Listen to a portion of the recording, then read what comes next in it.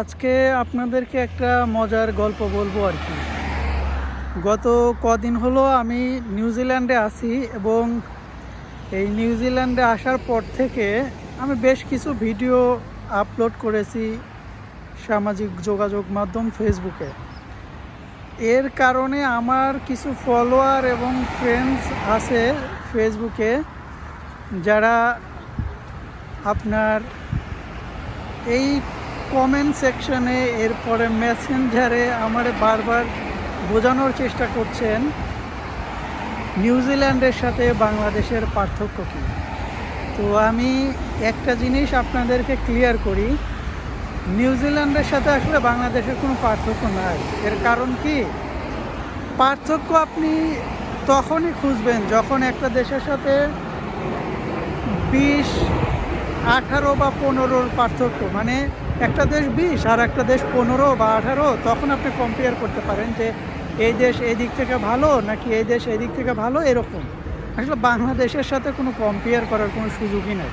কারণ আমাদের দেশের সাথে নিউজিল্যান্ডের কীভাবে পার্থক্য আমি খুঁজবো? আমরা যদি ওই যে গ্রামে একটা প্রবাদ আছে না, আকাশ পাতাল পার্থক্য, আসলে আমাদের আকাশ পাতাল পার্থক্যতেও নাই। আমরা যদি পাতাল থেকে আকাশের দিকে দেয় তাহলে আকাশ ফুটো করে আরও উপরে উঠে যেতে হবে, আনলিমিটেড জায়গা, তারপরেও আপনি শেষ করতে পারবেন না যে আমাদের সাথে ওদের কতটুকু পার্থক্য। অনেক সুন্দর ফুল।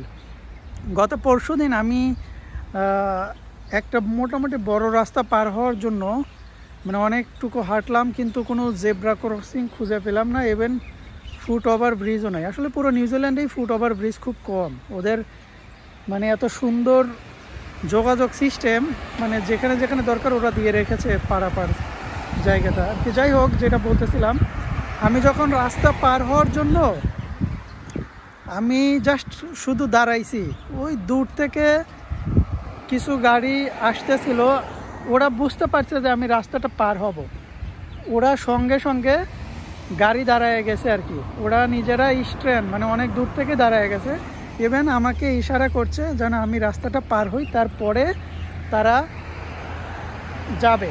তো এই যে একটা পার্থক্য আপনাকে আমি বললাম, এটা বাংলাদেশে পাবেন নাকি আমি নিজে রাস্তায় যেয়ে দাঁড়াবো, কখন গাড়ি ফাঁকা হবে তখন আমি রাস্তা পার হব? বাংলাদেশে আমরা যেরকম রাস্তা পার হওয়ার জন্য গাড়ি আসছে না না এগুলো খেয়াল করি না, আমরা হাতটা উপরের দিকে দিয়েই রাস্তা মাপা শুরু করে দেই। এই জিনিসটা এখানে কিন্তু কেউ করে না। এখানে যেরকম বাংলাদেশি আসলেও নিয়ম মানার চেষ্টা করে, আবার এই দেশের মানুষজন এত ভালো যে আপনি আপনার দরকারটা তারা আসলে বুঝতে পারে, আপনাকে হেল্প করতে পারলে তারা প্লেজার, তারা খুশি হয়ে যায়। যদি হেল্প না করতে পারে আমার কাছে মনে হয় একটু আপসেট থাকে। তো যাই হোক, এই জিনিসটা তো আপনি বাংলাদেশে পাবেন না। না আমরা ভালো না গাড়ি চালক ভালো, কোনো কিছুই না। কিন্তু আমরাই, যেমন আমি দুবাইতেও গিয়েছি, দুবাইতে লাস্ট ইয়ার যখন গিয়েছিলাম, দুবাইতে তো প্রচুর বাংলাদেশি থাকেন, ওখানে কিন্তু সবাই নিয়ম মানে। কিন্তু এই লোকগুলোই যখন বাংলাদেশে ফিরবে তখন আর নিয়ম মানবে না। দুইটা ডগ,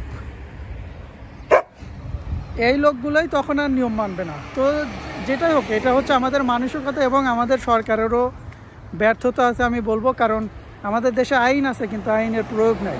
কিন্তু আমরা যখনই উন্নত দেশে যাব, সে দেশে আইনও আছে, আইনের প্রয়োগও আছে, যার কারণে ওই দেশে মানুষ সভ্যতার সাথে বসবাস করে, যেইটা বাংলাদেশে নাই। এটা হচ্ছে মূল মেসেজ। আশা করি হয়তো যারা বোঝার বুঝে ফেলছেন। ধন্যবাদ।